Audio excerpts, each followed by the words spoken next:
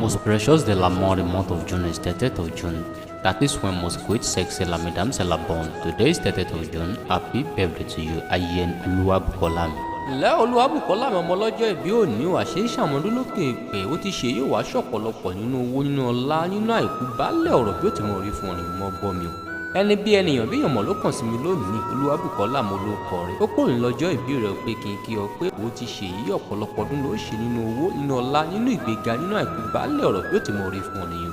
Ǹlẹ́ Olúwabùkọ́lá mi ayẹnà ọmọ ọlọ́jọ́ ìbí òní mo ṣe bí òdó ẹ̀gì ni bàbá tó bí ọlọ́mọ òòjà kújọmọ rí lu bàbá tó bí ọlọ́mọ ẹ̀yin lọ́mọ òǹdó ẹ̀gì awo ìtún irọ́ ejínigbé ni ọmọ arọ yìí lágbẹ̀dẹ ẹ̀yin lọ́mọ arẹ ń jajá ògún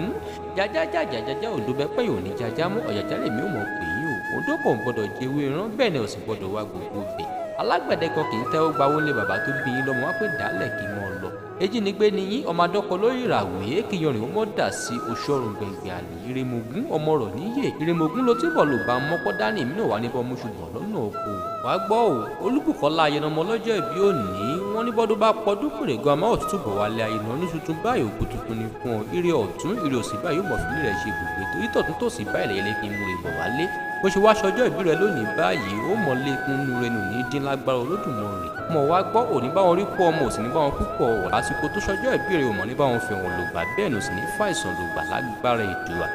àjòlówà báyìí wà kéré oko délé torí bọ́kọ̀ bá ròkun lọ sàyìn forí fẹ́lẹ́gùté ní oníràjò gbé sájò wà kéré oko délé ògúnugún ìkúléwé àkàlàmàgbé ọdún jẹ wà dàgbà wà dògbò wà fi wú parí bẹ́ẹ̀ ni wà fèrègì jòbì ayẹni Olúwabùkọ́lá mi ò ìgbà ọdún ìṣẹ́jú kan péré ní fún ọ.